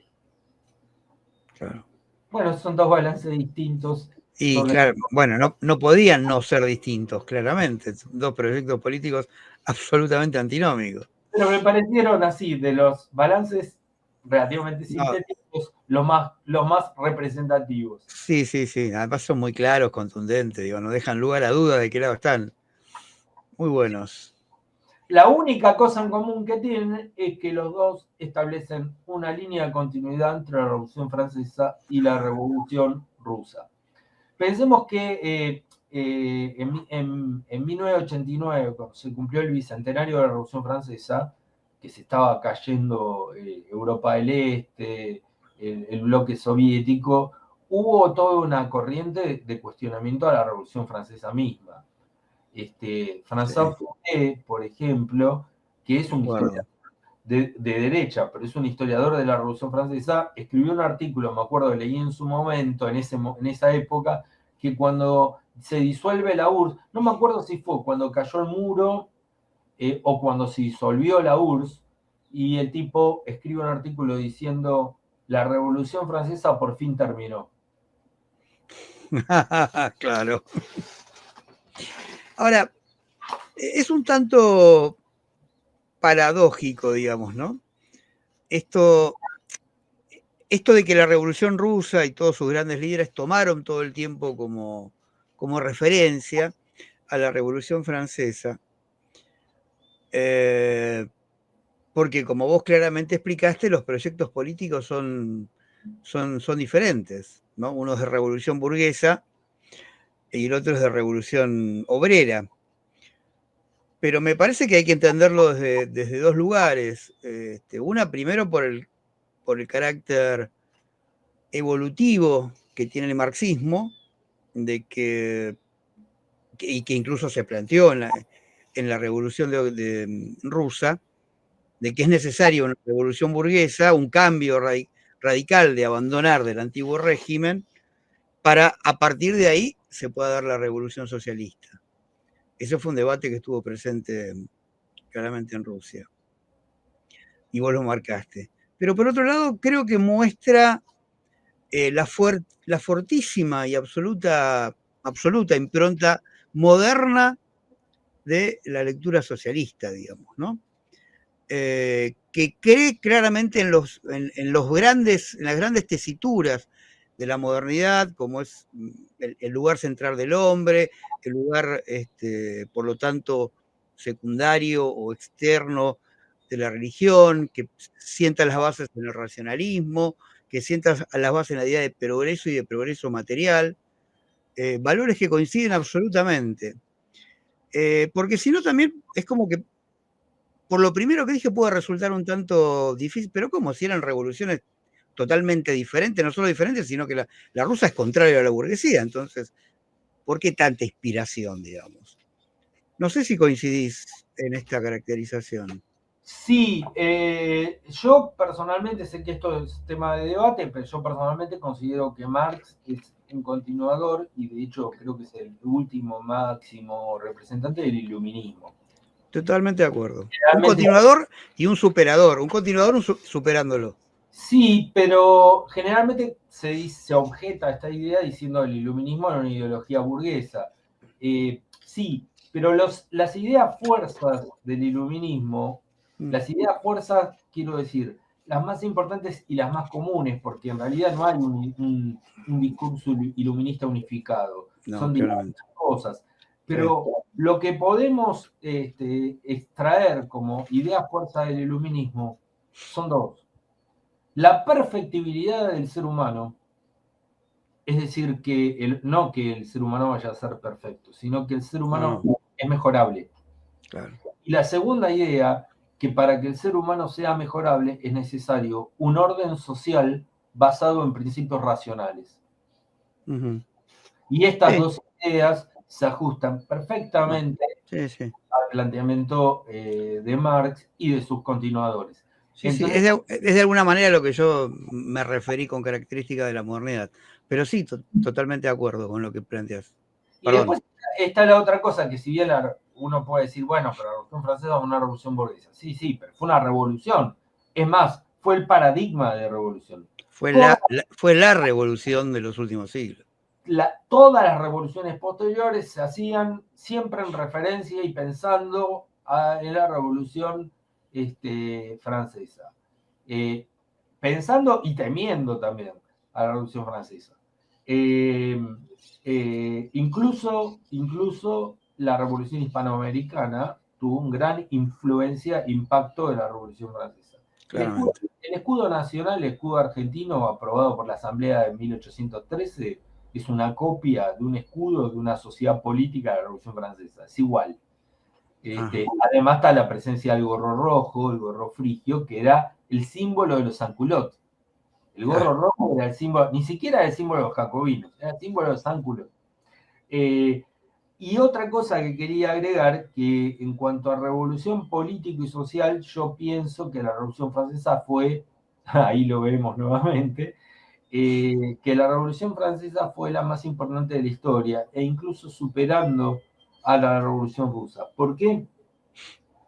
Porque la Revolución Francesa es la única revolución de la historia que se triunfante, es decir, el único proceso cuyo resultado es triunfante, aunque después hay una restauración, pero no hay una restauración del orden feudal.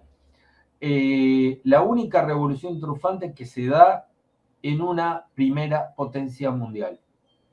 Claro. ¿Sí? Pensemos, la revolución holandesa, que es la primera revolución burguesa moderna, se da en un pequeño país combatiendo contra un gran imperio, el español. La revolución inglesa se da en una Inglaterra que no estaba en el centro de la política mundial en ese momento. La revolución norteamericana es una revolución periférica, es una revolución que se da en otro lado del Atlántico y es una revolución anticolonial. La Revolución Francesa es la primera y la única triunfante que se da en una primera potencia mundial. Porque la Revolución Rusa en realidad se da en un imperio periférico también. Exactamente. Un Después imperio... se vuelve potencia. Después se vuelve potencia en todo caso. En el concierto de la grande potencia, la Rusia zarista ya era una potencia decadente.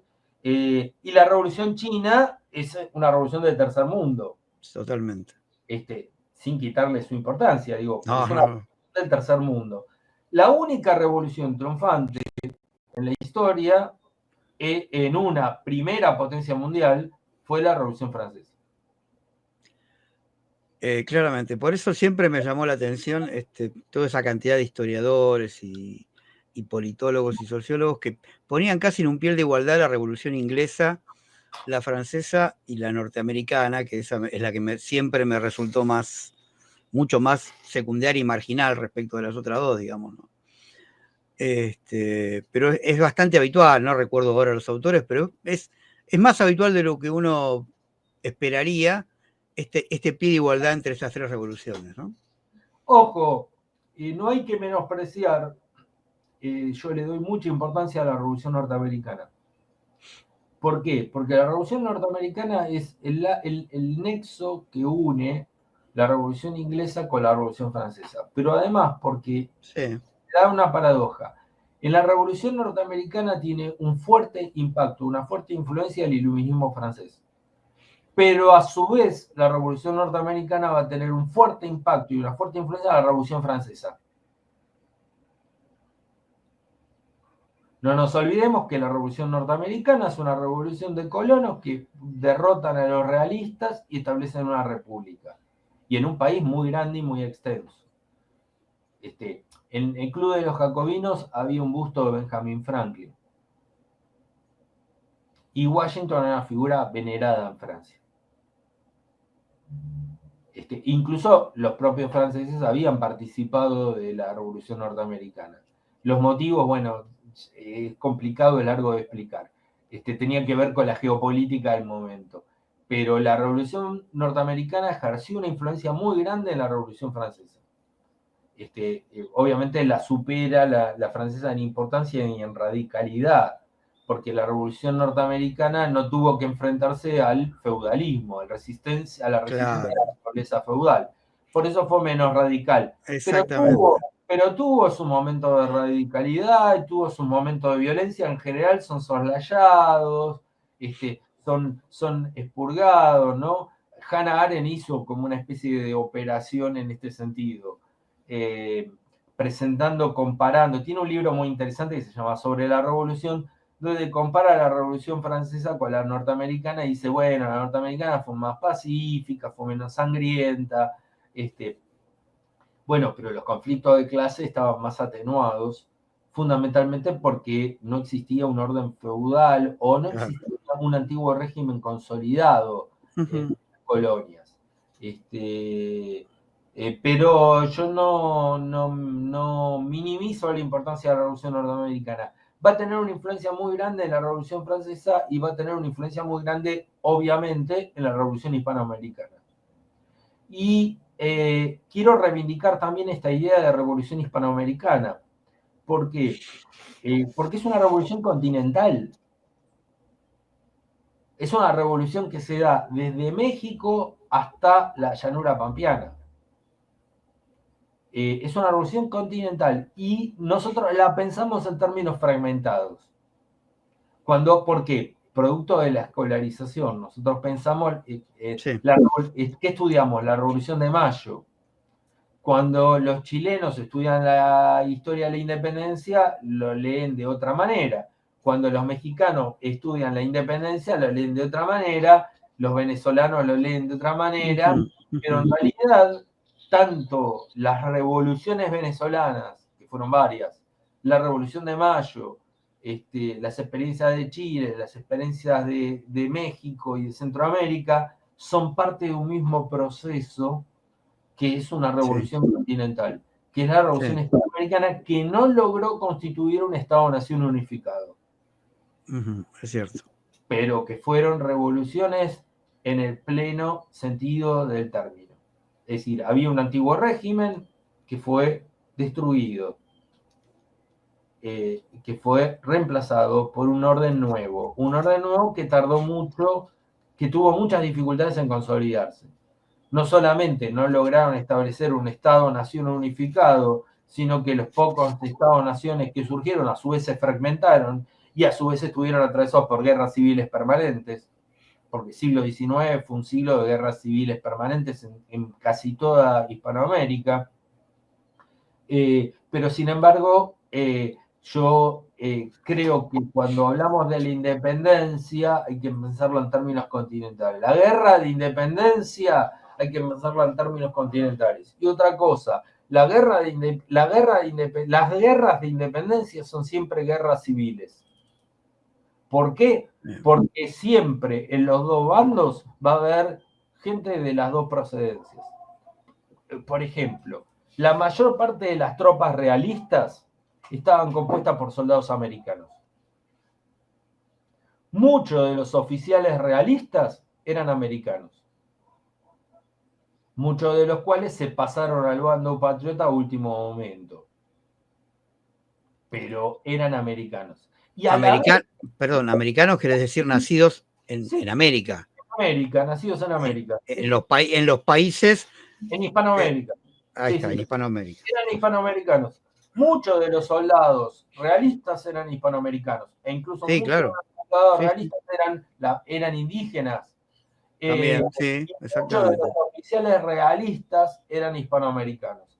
Inversamente, en los ejércitos patriotas también había españoles, Sí. o como se decía en esa época, peninsulares.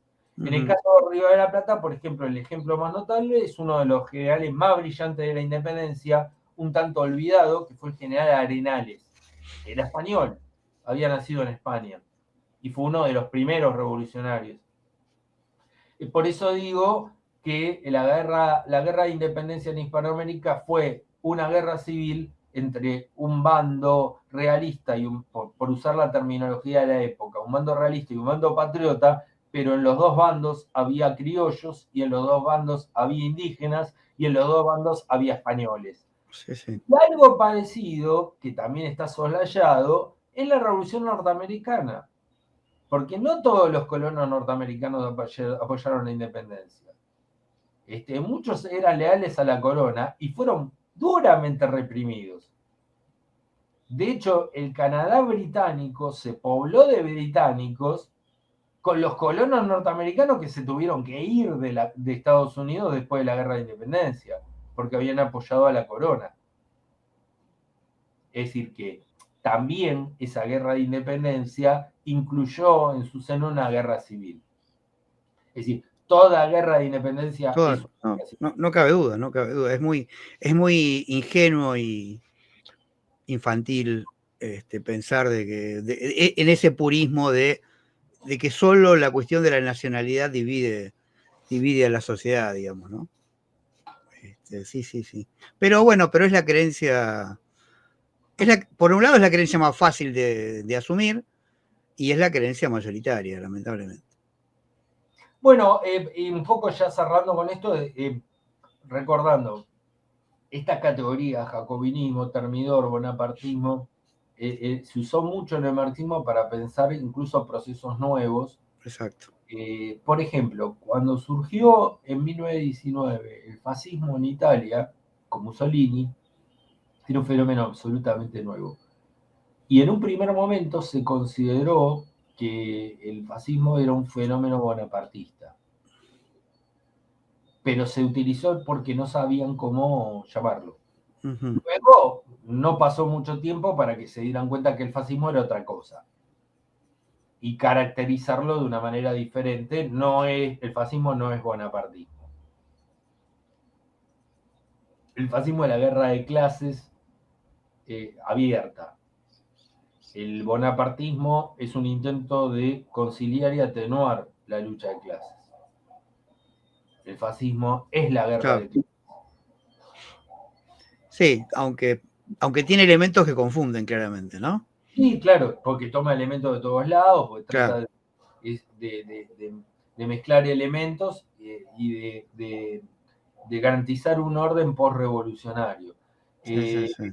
En el caso del fascismo, no, el fascismo es la guerra directa contra la clase obrera. Sí, sí, sí, claramente. Lo que pasa es que nunca lo presentan de esa forma. Entonces, y no de una manera liviana, digamos. Tienen un montón de herramientas donde incorporan a la clase obrera o a una clase obrera con otra lógica dentro de su política, digamos, ¿no? Una clase obrera antiobrerista sería, podríamos decir. A los sujetos. Entonces, ni el fascismo italiano ni el nacionalsocialismo alemán lograron en su ascenso al poder, lograron el apoyo de la clase obrera. Pero mucho más creo yo, el fascismo italiano tiene una liturgia de tratar de llegar con un discurso, más allá de que no lo hayan logrado. Sí, sí. Creo yo mucho más el fascismo, ¿no? Pero que el nazismo. Pero el nazismo también. Sí. Partido Nacional Socialista de los Trabajadores. Claro, sí. Y no nos olvidemos que la bandera nazi era una bandera roja. Y lo vemos de nuevo también con el falangismo español, que es la versión española del fascismo. Sí. La falange española tenía una bandera roja y negra porque era la bandera del anarcosindicalismo, que era fuerte en España, y usaba la camisa azul. ¿Por qué? Porque era camisa obrera. Pero ni el nazismo, ni el fascismo italiano, ni la falange española lograron hacer pie en la clase obrera. No, eso está claro. Más allá de cierta liturgia o cierto cariz obrerista que se quisieron dar, más atenuado, en el fascismo italiano estaba más atenuado eso. Pero incluso el mismo fascismo italiano cuando surge tampoco tenía claro qué era. En 1919 no tenían claro, toman como modelo la revolución bolchevique. Te voy a dar un ejemplo. Cuando Mussolini saca su primer periódico, le pone como epígrafe, dice, es el periódico de los productores y de los combatientes. Es decir, de los trabajadores y de los soldados, como los soviets, digamos. Claro. En un primer momento el fascismo y el propio Mussolini venía del Partido Socialista. Claro, exacto. O sea, que en un primer momento el fascismo tampoco sabía muy bien qué era. Después va rápidamente tomando un perfil ideológico nuevo, distinto. En ese sentido, Mussolini es creador de una ideología. Generalmente tomamos a Mussolini, ¿no?, de la guerra, de la Segunda Guerra, que es como un personaje de opereta, un personaje menor, un personaje payasesco, un satélite de Hitler. Sí, todo eso puede ser, pero en realidad Mussolini fue creador de una ideología y de hecho Hitler lo tenía como un ídolo. Era un referente, ¿no? Y fue un referente también para la Falange, y fue un referente para la Guardia de Hierro en Rumania y para todos los movimientos fascistas que surgieron en Europa. El referente era Mussolini, no era Hitler. Antes de la Segunda Guerra. Claro. Y una cosa también que quería agregar, y ya cerrando el tema, es que el fascismo italiano, porque el fascismo es el primer movimiento de masas contrarrevolucionario, el primer movimiento de masas de derecha. La derecha antes era elitista, era aristocrática, la derecha no era populista. Entonces aparece una derecha, por primera vez aparece una derecha populista. De hecho, en Alemania a los nazis y a otros grupos afines o similares, que eran varios, les decían Volkisch, populista. Aparece una derecha populista, pero además Mussolini definía el fascismo como el primer movimiento de masas contra la Revolución Francesa. Es decir, contra los ideales de la Revolución Francesa. Claro. Clarísimo. Mientras que la Revolución Rusa se planteaba como una continuidad histórica.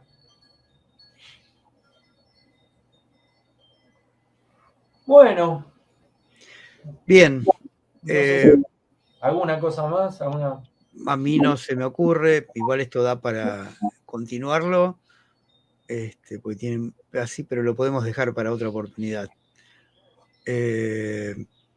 Por mi parte te diría gracias de nuevo, Claudio, excelente la exposición como siempre. Así que si vos no tenés nada más que agregar. No, gracias a vos por esta oportunidad y por favor. De exponer estas cuestiones y bueno, y seguiremos Así. compartiendo desde DIACH, desde Teomai, de donde sea, compartiendo debates y discusiones y bueno, este tipo de cosas. Así yo te agradezco a vos y bueno, nos estaremos viendo. No, seguimos viendo. Primero vamos a seguir con las tertulias. Después, como vos decís, seguimos firme con GDH y ahora con la Teomai segunda época, que son todas distintas expresiones de esta esta práctica que queremos retomar y instalar y lanzar, de pensar críticamente en una época bastante complicada, porque no solo hay un revival del conservadurismo, sino hay una izquierda, como siempre decimos acá, y en estos distintos ámbitos que mencioné, hay una izquierda que ha perdido su rumbo y se ha sometido a los artilugios del liberalismo, digamos, ¿no? Así que bueno, gracias Claudio, seguimos con vos en Tertulias, volveremos con otros especiales seguramente. A todos ustedes gracias por estar, los vuelvo otra vez a invitar a suscribirse, a invitar a conocidos, amigos, a que se suscriban, a que pongan un me gusta, a que difundan nuestros programas, a que difundan especialmente este programa, absolutamente interesante y absolutamente aclarador y bien preciso y bien claro, como siempre es Claudio. Así que por mi parte nada más, muchísimas gracias Claudio de nuevo, gracias a todos y nos vemos en un próximo especiales y en unas próximas tertulias también. Bueno, Adiós. no, gracias.